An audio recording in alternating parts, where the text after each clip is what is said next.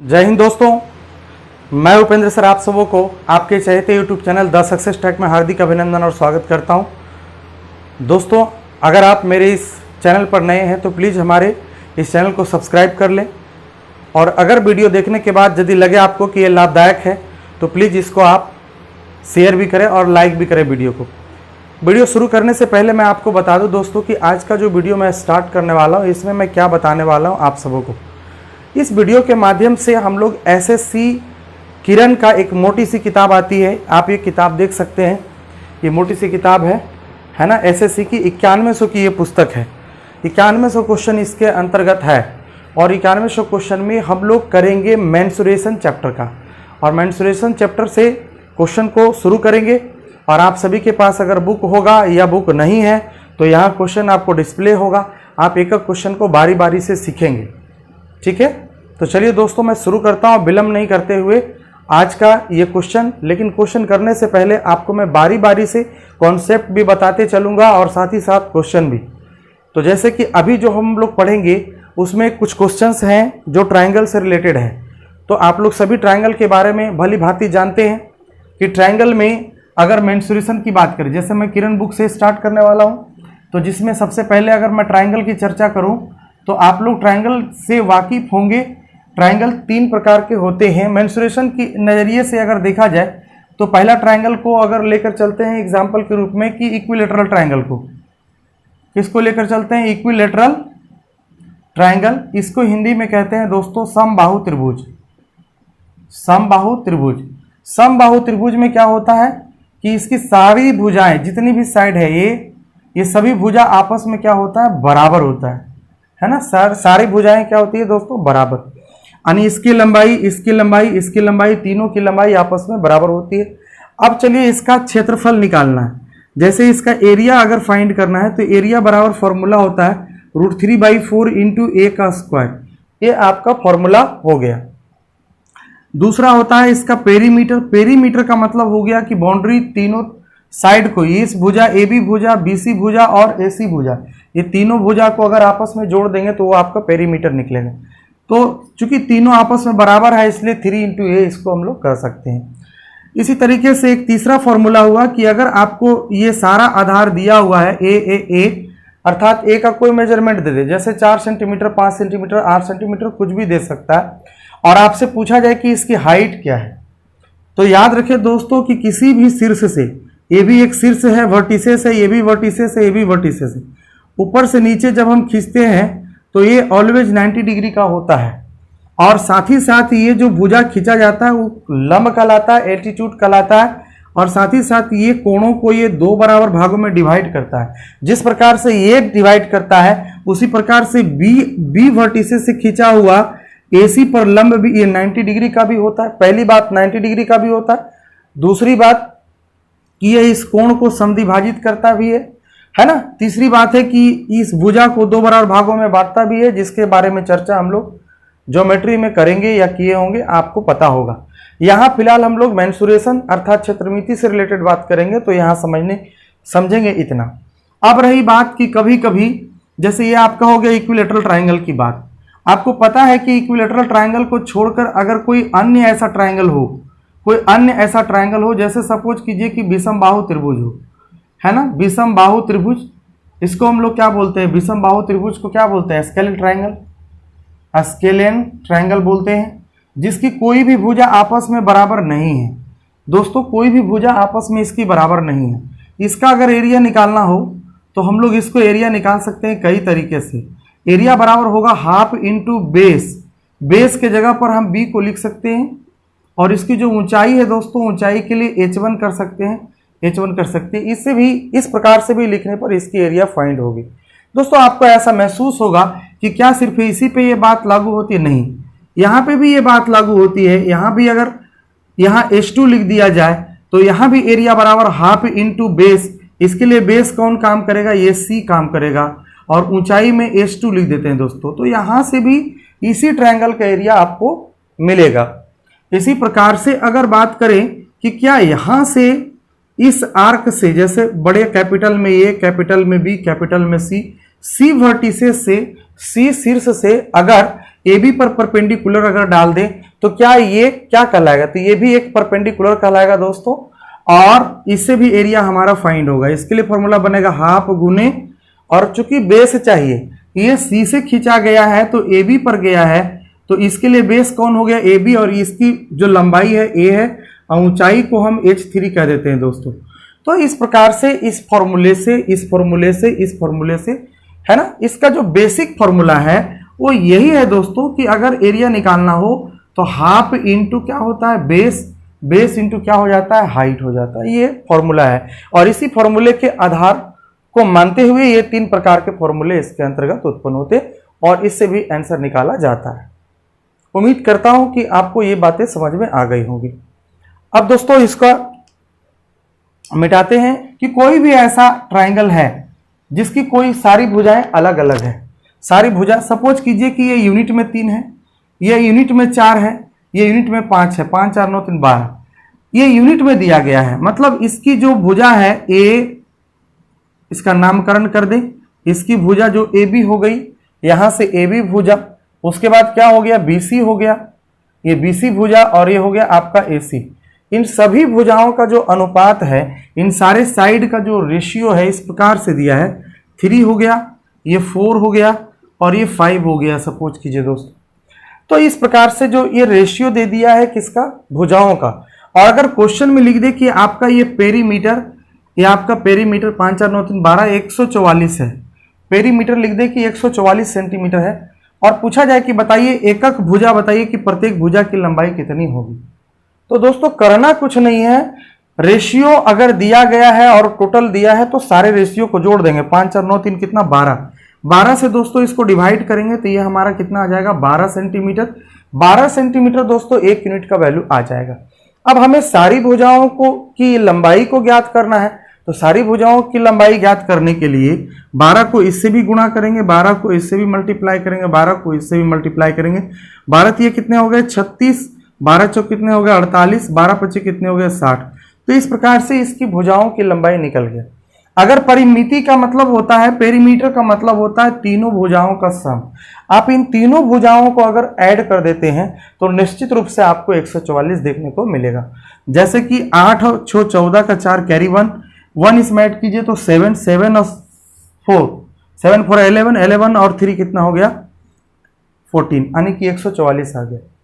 अगर सपोज कीजिए दोस्तों, मैं तो आपको ये सिंपल तरीके से बताया, लेकिन यही चीज अगर इस प्रकार से होता कि ये 3 देखने को मिल रहा है, ये 4 देखने को मिल रहा है, ये 5 देखने को मिल रहा है, अगर यहां रहता कि 1/3 रहता और 1/4 रहता और ये 1/ कितना रहता 5 रहता, अगर ये भुजाओं का रेशियो दिया, भुजाओं की लंबाई का रेशियो दे दिया है, तो सबसे पहले ये 3 4 5 का दोस्तों हम लोग क्या फाइंड करते, एलसीएम फाइंड करते। और इन सभी का एलसीएम जो है कितना होगा, 5 दूनी 10, 5 या 15, 5 चौक 20, 25 25, 5 छक 30 नहीं हो सकता, 60 होगा। तो इसका एलसीएम 60 होगा। किसका किसका, 3 का, 4 का, 5 का एलसीएम 60। 60 से अगर दोस्तों इसको गुणा कर लेते हो आप, 60 से इसको आप मल्टीप्लाई कर लेते हो, तो आपको यहाँ क्या मिल जाता है देखने को 20, यहाँ क्या मिल जाता है देखने को 15, यहाँ क्या मिल जाता है आपको 12। और सपोज कीजिए कि 2 5 7, 7 का ये 7 हो गया, 1 1 2 और 2 4 47। सपोज कीजिए कि आपका 94 सेंटीमीटर पेरीमीटर होता। ये दूसरा क्वेश्चन की चर्चा कर रहे हैं, ये आपको मैंने एग्जाम्पल में पहला क्वेश्चन लिया। पहला क्वेश्चन के अंतर्गत केवल अनुपात साधारण रूप से था। दूसरा वाले क्वेश्चन में जो अनुपात मैंने लिया है वो सारे के सारे अनुपात फ्रैक्शन में है, इन द सेंस कि आप कह सकते हैं ये भिन्न में है। जब कभी भुजाओं का अनुपात भिन्न में हो तो सबसे पहले नीचे वालों का एलसीएम मतलब हरों का एलसीएम लेकर मल्टीप्लाई कर लीजिए और सिंपल तरीके से ये आपका फाइंड हो गया। और ये अनुपातों को जोड़ दीजिए, जैसे आप देख रहे हैं कि 2 5 7 1 1 2 और 2 47 आ गया। और आपका पेरीमीटर दिया है 94। अगर 47 से इसको हम लोग डिवाइड कर दें तो आपको क्या मिलेगा 2, यानी 1 यूनिट का मान 2 मिलेगा दोस्तों। और सभी को अगर 2 2 से आप मल्टीप्लाई कर दो, सभी को अगर आप 2 2 से मल्टीप्लाई कर दो तो ये भुजा की लंबाई आपकी 40 हो जाएगी, ये भुजा की लंबाई 30 हो जाएगी, ये भुजा की लंबाई आपका 24 हो जाएगा दोस्तों। तो मैं उम्मीद करता हूं कि आपको ये चीजें समझ में आ गई। अब दोस्तों यहां से क्वेश्चन को हम लोग शुरू करेंगे और ये रहा आपका पहला क्वेश्चन, आप देखते हैं।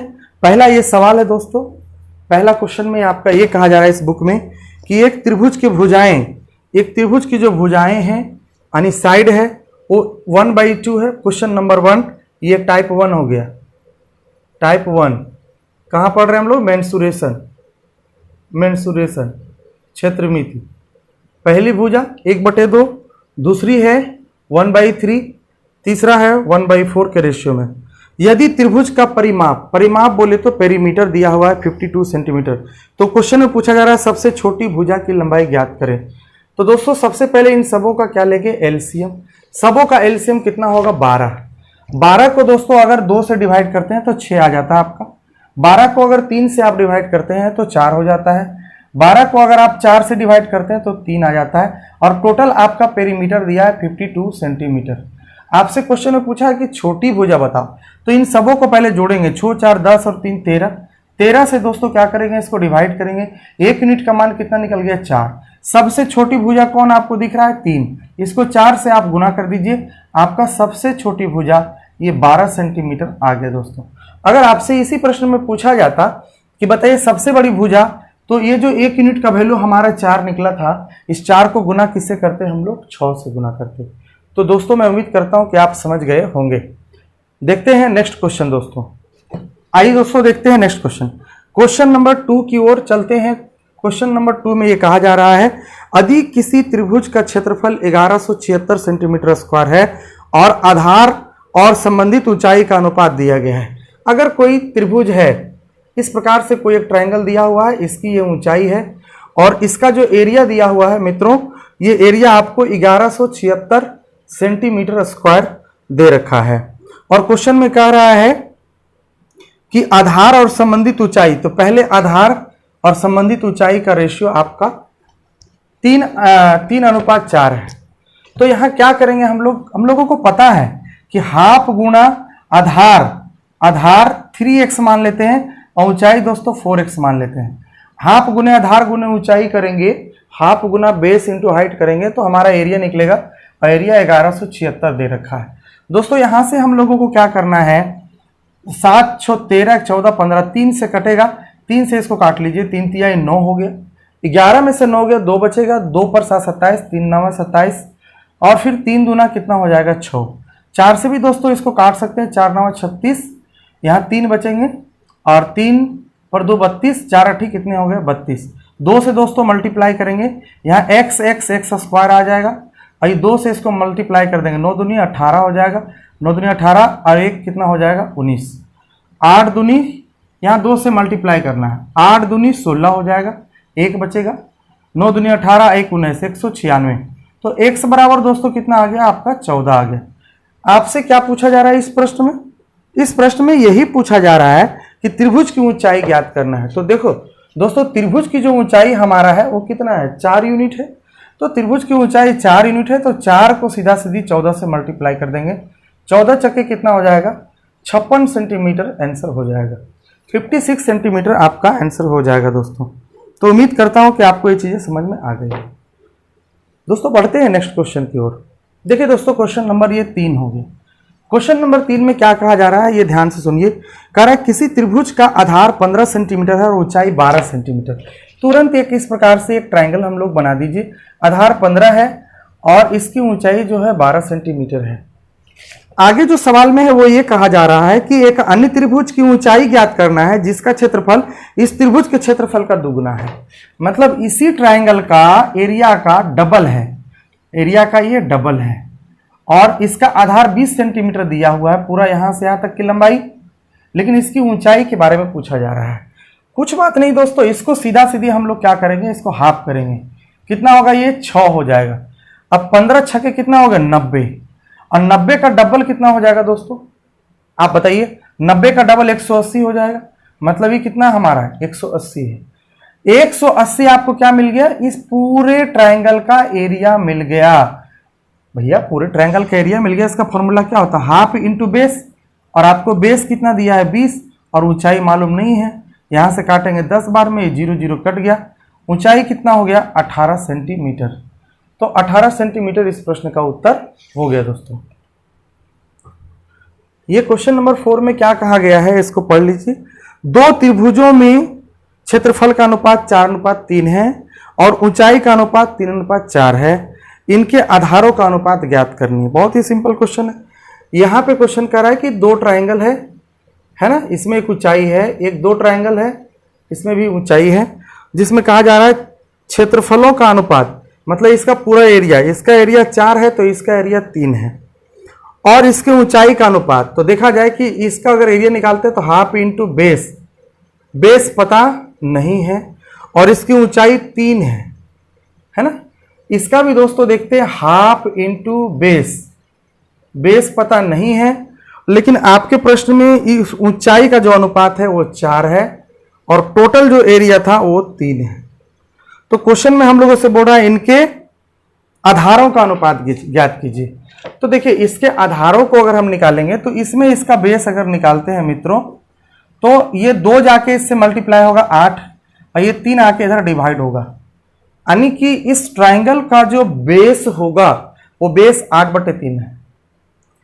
अगर इस ट्राइंगल का बेस फाइंड करूं तो ये 4, ये 2 जाके पहले इससे मल्टीप्लाई होगा 6 और 4 नीचे होगा, इसको अगर काट दिया जाए तो 3/2 हो गया। अब कह रहा है इन दोनों का बेस का, यानी बेस 1 और बेस 2 का रेशियो, तो इसका बेस 8/3 लिख लीजिए और इसका 3/2 लिख लीजिए। 3 2 का एलसीएम कितना होगा 6। चूंकि ऐसे हम लोग रेशियो को फ्रैक्शन में नहीं लिखते, फ्रैक्शन में कभी भी रेशियो को नहीं लिखते, उसको एलसीएम लेकर काट ही देते हैं। तो 3 और 2 का एलसीएम 6, इसको काट लीजिए, कितना बना 2, इसको काट लीजिए, कितना बना 3, 2 8 कितना हो गया दोस्तों 16, और इधर 3 3 कितना हो गया 9, यानी 16:9 हो गया, और इसका आंसर हो जाएगा 16:9, ऑप्शन नंबर 1। चलिए दोस्तों नेक्स्ट क्वेश्चन की ओर हम लोग प्रस्थान करते हैं। किसी समबाहु त्रिभुज का क्षेत्रफल दे रखा है। समबाहु त्रिभुज का क्षेत्रफल का फॉर्मूला दोस्तों मैंने आप सबों को बताया, √3/4 × a² होता है, और इसका वैल्यू दे रखा है 400√3, 400√3 सेंटीमीटर, मतलब वर्ग मीटर है, मतलब मीटर का स्क्वायर है। यहां से √3 से √3 कट गया, और a² = 4 जाके इससे मल्टीप्लाई हो गया, 1600 आ गया। a का वैल्यू फाइंड करेंगे दोस्तों तो ये 1600 होगा, रूट बचेगा हमारा कितना 40, यानी a का जो वैल्यू हमारा निकल गया 40। क्वेश्चन में ये कहा जा रहा है कि इसका परिमाप ज्ञात कीजिए, मतलब पेरीमीटर निकालना है। दोस्तों पेरीमीटर बराबर मैंने लिखा था कि अगर तीनों भुजाएं आपस में बराबर हो तो 3 × 40 करेंगे, यानी कितना आ जाएगा 120 मीटर आंसर आ जाएगा, चूंकि डाटा मीटर में दे रखा है। दोस्तों बढ़ते हैं अगले सवाल की ओर। अगला सवाल देखते हैं दोस्तों, क्वेश्चन नंबर 6। किसी त्रिभुज की भुजाएं 3 सेंटीमीटर, 4 सेंटीमीटर और 5 सेंटीमीटर है। इस त्रिभुज की भुजाओं के मध्य बिंदु को मिलाने से बने त्रिभुज का क्षेत्रफल क्या होगा। ध्यान से देखिएगा, एक ट्रायंगल है दोस्तों, इस प्रकार से दिया गया है ट्रायंगल, और इसकी भुजा की लंबाई 3 है, 4 है, 5 है। आप लोग को ज्ञात होगा कि एक प्रकार का ये क्या है, ट्रिपलेट है मित्रों। ट्रिपलेट का मतलब होता है पाइथागोरस प्रमेय में तीनों विमाओं की लंबाई, लंब, कर्ण और आधार। इस त्रिभुज की भुजाओं के मध्य बिंदु, मतलब इसके मध्य बिंदु, इसके मध्य बिंदु, इसके मध्य बिंदु, ये सभी के मध्य बिंदु से मिलाया गया है ना। मध्य बिंदु को मिलाने से बने त्रिभुज का क्षेत्रफल ज्ञात करना है। तो सबसे पहले इसका एरिया निकाल ले दोस्तों। इसका एरिया बराबर हाफ गुने आधार गुने बेस, मतलब ऊंचाई होगा। 2 से इसको काटेंगे 2 बनेगा, मतलब 6 आ गया। कितना आ गया दोस्तों 6, और इस पूरे 6 को 1 2 3 4 बराबर भागों में बांटना है, क्योंकि इसका क्षेत्रफल निकालने बोल रहा है कि ये बीच वाला जो क्षेत्रफल बना मिलाने से जो त्रिभुज का क्षेत्रफल, हमेशा इस केस में 1 2 3 चारों त्रिभुज का क्षेत्रफल इक्वल होता है, मतलब 6 बटे इसको कितना करेंगे 4। मित्रों अगर इसको काट दिया जाए तो 3/2 आंसर हो जाएगा, 3/2 हो जाएगा, जो कि ऑप्शन नंबर 3 में है। तो दोस्तों मैं उम्मीद करता हूं कि आप समझ गए होंगे। क्वेश्चन नंबर 7 में ये कहा जा रहा है कि किसी समबाहु त्रिभुज के अभ्यंतर के किसी बिंदु से तीनों भुजाओं की लंबिक दूरियां है ना, √3 है ना सेंटीमीटर, 2√3 सेंटीमीटर, 5√3 सेंटीमीटर है। तो इस त्रिभुज का परिमाप ज्ञात करें। तो देखिए ये क्वेश्चन नंबर 7 में कहा जा रहा है कि कोई भी एक ट्रायंगल ऐसा लिया गया है और जिसके किसी भी बिंदु से एक लंबिक दूरी हर भुजा पे एक लंबिक दूरी ऐसे खींचा गया है, लंबिक दूरी बनाया गया है, और इसकी जो लंबाई है दोस्तों ये √3 सेंटीमीटर है, और ये 2√3 है, और एक है 5√3। क्वेश्चन में कहा जा रहा है, हम लोगों से पूछा जा रहा है कि जो ये ट्रायंगल हमारा बन रहा है ABC, ये ABC जो ट्रायंगल समबाहु त्रिभुज जो बन रहा है, इसका आपको परिमाप निकालना है। तो दोस्तों परिमाप तो तभी फाइंड होगा जब इनकी सारी भुजा दी गई हो, है ना, और सारी भुजा आपस में बराबर हो। तो इसको भुजा निकालने का फॉर्मूला होता है दोस्तों डायरेक्ट, भुजा बराबर इस केस में फॉर्मूला होता है, इस केस में दोस्तों फॉर्मूला होता है 2/√3 इंटू जो लिखा हुआ परपेंडिकुलर P1 प्लस P2 और प्लस P3, इससे आपको साइड निकल जाएगा। ये फॉर्मूला हमेशा ध्यान में रखना है। यहां देखिए 2 कितना हो गया, √3 हो गया, और P1 P2 कितना, इसको जोड़िए, 1 बार √3 और ये 5 बार √3, 5 और 1 6, 6 2 कितने हो गए, 8√3। तो डायरेक्ट यहां हम लोग को क्या लिख देना है, 8√3 लिख देना है। √3 से √3 खत्म हो गए, जो भुजा हमारा निकला वो 16 निकल गया, 8 दूनी 16। तो भाई पेरीमीटर क्या होगा, तो पेरीमीटर होगा 3 × 16, यानी कि पेरीमीटर कितना हो गया दोस्तों, 48 सेंटीमीटर आंसर। तो दोस्तों मैं उम्मीद करता हूं कि आपको ये बात समझ में आ गया होगा। अब बढ़ते हैं अगले प्रश्न की ओर। अगला प्रश्न क्वेश्चन नंबर 8। देखिए दोस्तों क्वेश्चन नंबर 8 क्या है, किसी त्रिभुज का परिमाप 30 सेंटीमीटर दिया हुआ है। कोई ट्रायंगल है, सपोज कीजिए ट्रायंगल है, इसका पेरीमीटर तीनों भुजाओं का सम आपका 30 दिया हुआ है, और कहा गया है कि यदि त्रिभुज की, और इसका एरिया भी दिया गया, मतलब पेरीमीटर बोले तो पेरीमीटर 30 सेंटीमीटर है, और एरिया की बात करें तो 30 सेंटीमीटर स्क्वायर है। बहुत अच्छी बात है। आगे कहा गया यदि त्रिभुज की सबसे बड़ी भुजा 13 है, त्रिभुज की सबसे बड़ी भुजा क्या है, 13 है। तो क्वेश्चन में ये बोल रहा है कि सबसे छोटी भुजा कितनी है। दोस्तों आपको याद होगा ट्रिपलेट अगर आध है तो आप कह सकते हैं कि 5 12 13, 5 12 13 एक ट्रिपलेट होता है, पता है ना जी, बिल्कुल आपको पता होगा। अगर 5 12 13 है तो हमारा ये सब दोनों सेटिस्फाइड होनी चाहिए। अगर पेरीमीटर पूछ रहा है तो तीनों साइड को जोड़ने पर 30 आना चाहिए। तो एक बार चेक कर लेते हैं कि तीनों को जोड़कर 30 आता है कि नहीं। तो ये कितना हो गया, 3 2 कितना 5, ये दोनों मिलकर 25 और 5 30, मतलब पेरीमीटर आपका सेटिस्फाइड हो रहा है। एरिया की बात करें तो एरिया में होता है half into base into height. तो बेस कितना दिया हुआ 12, और हाइट आपका कितना दिया 5, यहां से इसको काट दीजिए, 6 5 30, 30, ये भी फिर सेटिस्फाइड हो जाएगा। इसका मतलब है दोस्तों कि निश्चित रूप से समकोण त्रिभुज में 5 12 13 जो कि ट्रिपलेट के फॉर्म में काम किया है, और पूछा जा रहा है कि इसमें सबसे छोटी भुजा, तो आपकी सबसे छोटी भुजा की जो लंबाई हो गई वो 5 सेंटीमीटर हो गया। यही आपके प्रश्न का उत्तर हो गया। देखिए दोस्तों ये रहा आपका नेक्स्ट क्वेश्चन आपके स्क्रीन पर, है ना, क्वेश्चन नंबर 9 की अगर बात करें दोस्तों तो बहुत ही बेहतरीन सवाल है ये। कह रहा किसी त्रिभुज का क्षेत्रफल 216 सेंटीमीटर स्क्वायर है और उसकी भुजाएं 3 4 5 के अनुपात में है, रेशियो में है। तो पूछा जा रहा है इस त्रिभुज का परिमाप ज्ञात करें। बहुत ही उम्दा क्वेश्चन है। तो सबसे पहले अगर ये ट्रायंगल बना लिया जाए, एक है 3 4 5। मैंने ऐसा ही ट्रायंगल क्यों बनाया, क्योंकि मुझे पता है और आपको भी पता हो जाएगा बाई ट्रिपलेट। ट्रिपलेट का मतलब होता है कर्ण, लंब और आधार, परपेंडिकुलर, बेस एंड हाइपोटेनस। ठीक है, यही तीनों को ट्रिपलेट कहा जाता है ना। तो ये 3 4 5 भी एक ट्रिपलेट है मित्रों।